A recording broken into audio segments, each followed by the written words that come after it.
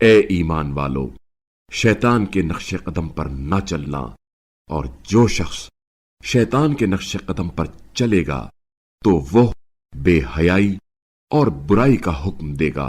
اور اگر تم پر اللہ کا فضل اور اس کی رحمت نہ ہوتی تو تم میں سے ایک شخص بھی کبھی پاک نہ ہوتا، مگر اللہ جسے چاہتا ہے پاک کر دیتا ہے، اور اللہ خوب سننے جاننے والا ہے۔ تم میں سے جو لوگ احسان کرنے والے اور مال و دولت میں وسعت والے ہیں، وہ قریبی رشتہ داروں، مسکینوں اور فی سبیل اللہ ہجرت کرنے والوں کو کچھ دینے سے دریغ نہ کریں، اور انہیں عفو و درگزر سے کام لینا چاہیے۔ کیا تم خود یہ پسند نہیں کرتے کہ اللہ تمہیں معاف کرے؟ اور اللہ غفور رحیم ہے۔ جو لوگ بے خبر پاک دامن مومنہ عورتوں پر تہمت لگاتے ہیں، ان پر دنیا و آخرت میں لعنت ہے، اور ان کے لیے عذاب عظیم ہے۔ اس دن ان کی زبانیں اور ان کے ہاتھ اور ان کے پاؤں ان سب اعمال کی گواہی دیں گے جو یہ کرتے رہے ہیں۔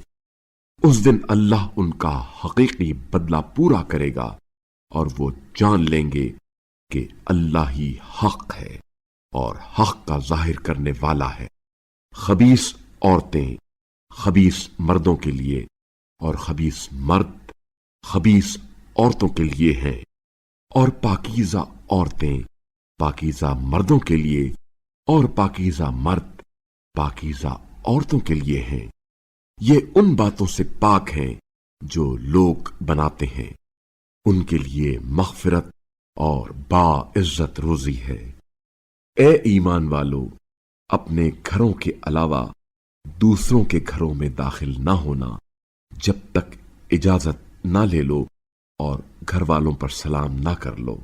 یہ تمہارے لیے بہتر ہے، شاید تم نصیحت حاصل کرو۔ اور اگر تم اس گھر میں کسی کو موجود نہ پاؤ تو بغیر اجازت کے اس میں داخل نہ ہونا، اور اگر تم سے لوٹ جانے کے لیے کہا جائے تو لوٹ جاؤ۔ اسی میں تمہاری پاکیزگی ہے، اور اللہ تمہارے اعمال سے خوب آگاہی رکھتا ہے۔ البتہ ایسے گھروں میں داخل ہونے میں کوئی حرج نہیں جن میں کوئی رہائش پذیر نہ ہو، اور ان میں تمہارا کوئی سامان ہو، اور اللہ وہ سب کچھ جانتا ہے، جو کچھ تم ظاہر کرتے اور جو کچھ تم چھپاتے ہو۔ آپ صلی اللہ علیہ وآلہ وسلم مومن مردوں سے کہہ دیجئے وہ اپنی نگاہیں نیچی رکھا کریں اور اپنی شرمگاہوں کو بچا کر رکھیں، یہ ان کے لیے پاکیزگی کا باعث ہے۔ اللہ کو ان کے اعمال کا یقیناً خوب علم ہے۔